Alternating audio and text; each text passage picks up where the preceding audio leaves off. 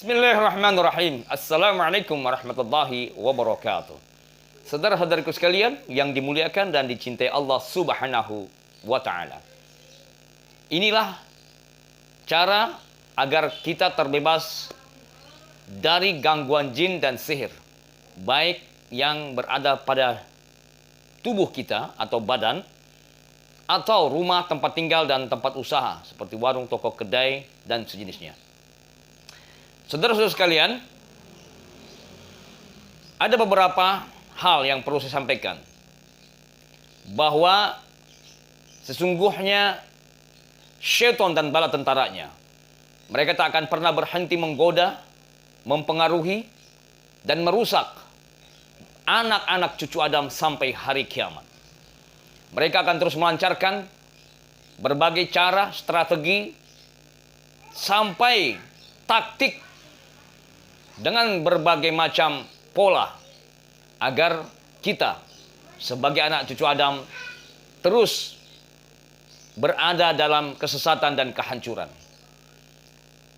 Jadi, agar kita bisa terbebas ataupun terlepas dari segala gangguan-gangguan jin, sihir yang terlanjur datang ke dalam rumah kita, tempat usaha, ataupun di dalam badan kita, maka satu hal yang perlu kita bereskan.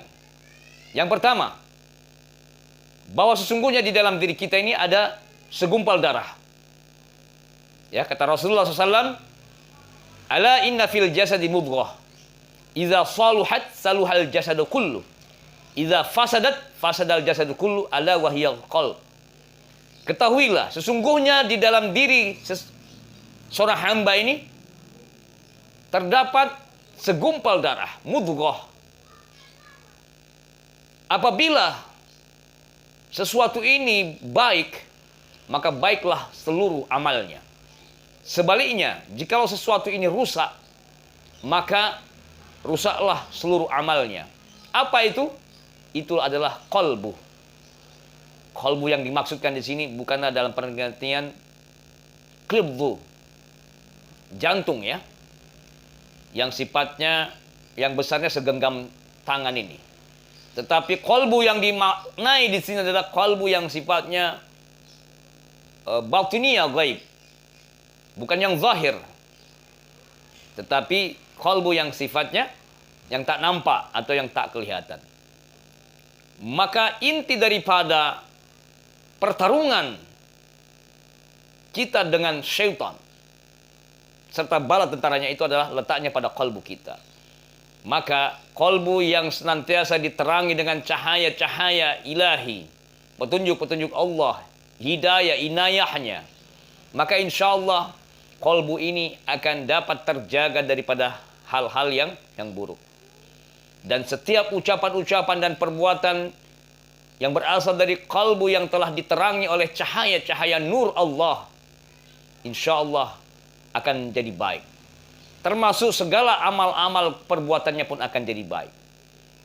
Sebaliknya, kalbu yang telah dinodai atau dikotori dengan ucapan-ucapan ataupun amalan-amalan yang mengandung dosa dan maksiat, yang dipenuhi dengan penyakit-penyakit hati seperti iri hati, dengki, dendam, sombong, ujub, riya, mudah marah, sombong, suudzon, rakus, pelit, dan berbagai penyakit-penyakit hati lainnya, ini akan menjadi perusak atau mengotori kalbu kita.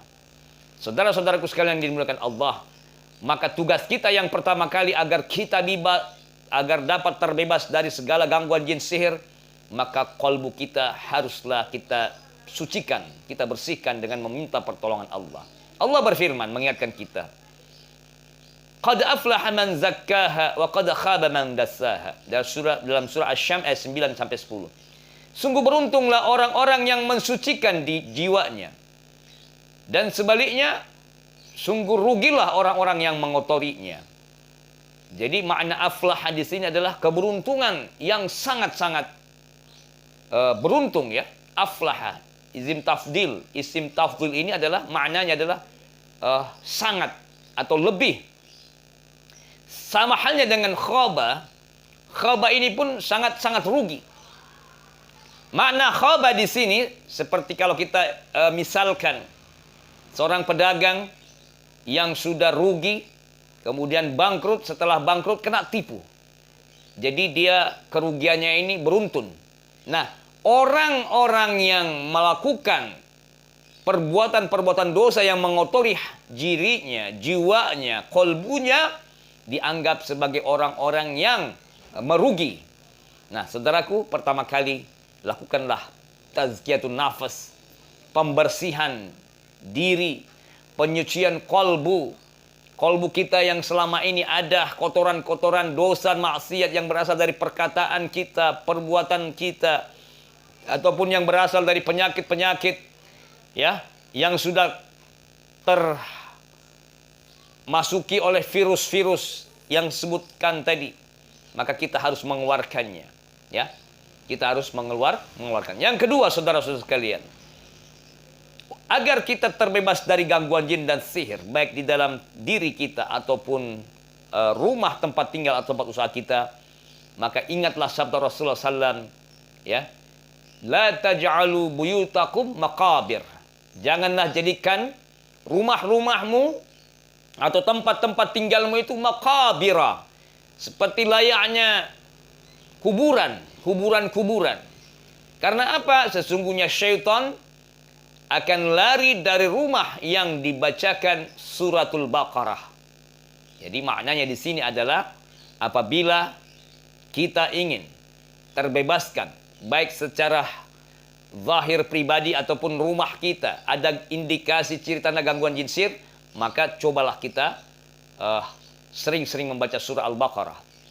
Tak harus langsung selesai seluruhan, tetapi boleh kita cicil, ya. Boleh kita baca secara bertahap-tahap. Ya, mungkin satu ain ya, atau berapa ayat. Kemudian kita lanjutkan lagi pada sesi selanjutnya dan sebagainya. Oke? Nah, pada intinya Rasulullah ingin mengajarkan kepada kita bahwa dengan membaca surat Al-Baqarah dan tidak menutup kemungkinan surat-surat yang lainnya akan bisa membebaskan diri seorang hamba dan rumah tempat tinggalnya dari segala gangguan jin dan sihir. Oke? Yang ketiga, saudara sekalian, agar kita terbebas dari gangguan jin sihir, maka perbanyaklah memohon pertolongan Allah, perlindungannya, serta memohon kasih sayangnya agar kita benar-benar dijauhkan, terlindungi, dan disembuhkan dari segala penyakit bagi yang sudah terkena. Apalagi bagi saudaraku yang sedang berpuasa.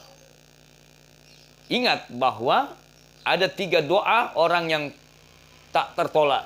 Di antaranya adalah as-saim hatta yuftir. Doanya orang-orang yang berpuasa sampai ia berbuka. Maka perbanyaklah kita doa di waktu sahur, di waktu malam, hadis salat tarawih. Perbanyaklah doa di waktu kita sedang, ya, di mana sesudah berzikir, membaca Quran.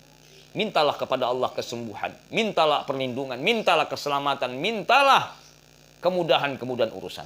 Oke? Nah, pergunakan waktu-waktu ini. Kemudian yang keempat, agar kita terbebas dari gangguan jin dan sihir, maka lakukanlah senantiasa pembersihan, ya, dengan melakukan terapi ruqyah.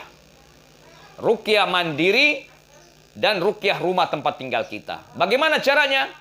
Sudah saya jelaskan di video-video saya di channel Quranic Terapi, cara-cara ruqyah, ya, untuk badan kita.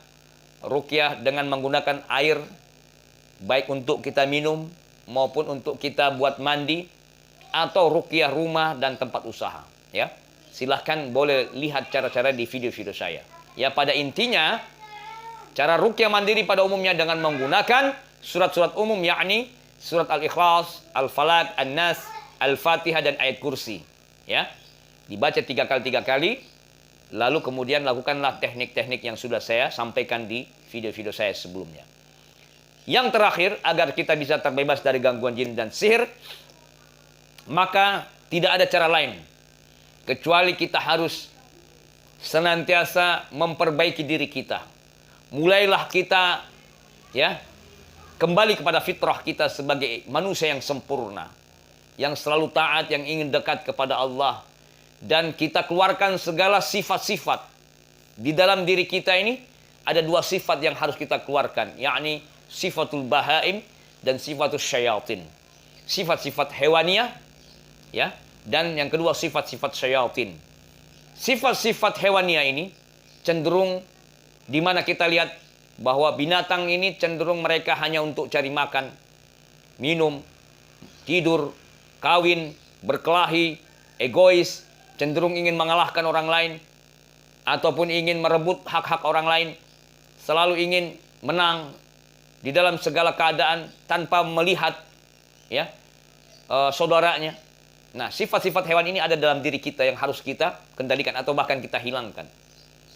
Di antaranya sifat-sifat hewannya tadi. Kecenderungan kebahagiaan hewan itu bagaimana dia dapat makanan yang banyak, kemudian dia bisa mengalahkan orang lain, mengambil hak-hak sejenisnya, kawin, tidur, dan dia mencari makanan hanya untuk diri dan keluarganya saja, bagaimana dia bisa kenyang. Nah, manusia jangan seperti itu. Kita harus mengeluarkan sifat-sifat ini. Yang kedua, sifatus syayatin. Sifatus syayatin ini adalah di mana kecenderungan orang ini memproduksi keburukan.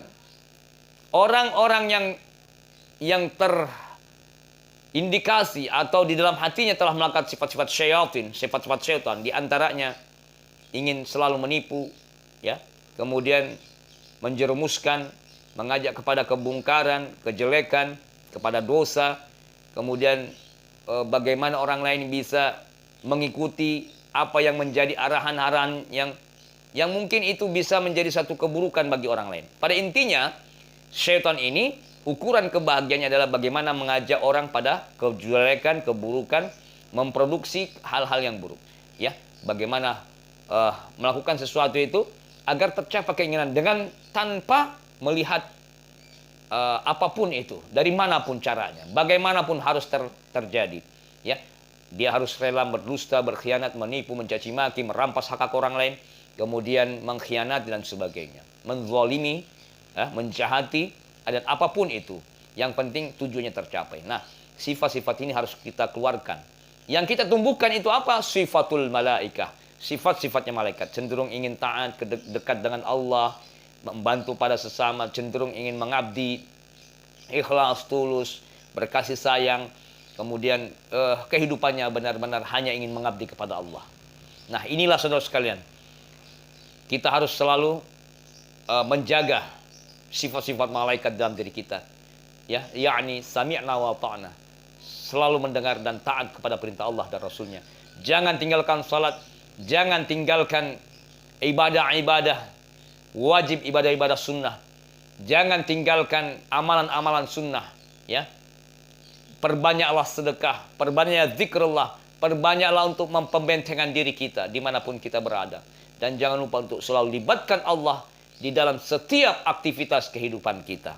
Dari bangun tidur sampai tidur, mau keluar rumah, masuk rumah, kita selalu melibatkan Allah Subhanahu wa Ta'ala dengan berdoa kepadanya. Semoga bermanfaat saudara sekalian apa yang kami sampaikan, dan jangan lupa untuk selalu menyaksikan video-video kami di channel Quranic Therapy. Terima kasih, jazakumullah khairan katsira.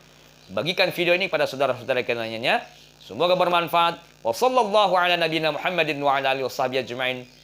Warzuqna kamal mutaba'ati al-zahira wa batina ya arhamar rahimin. Bifadli subhana rabbika rabbil izzati amma yasifun. Wa salamun alal mursalin. Walhamdulillahi rabbil alamin. Assalamualaikum warahmatullahi wabarakatuh.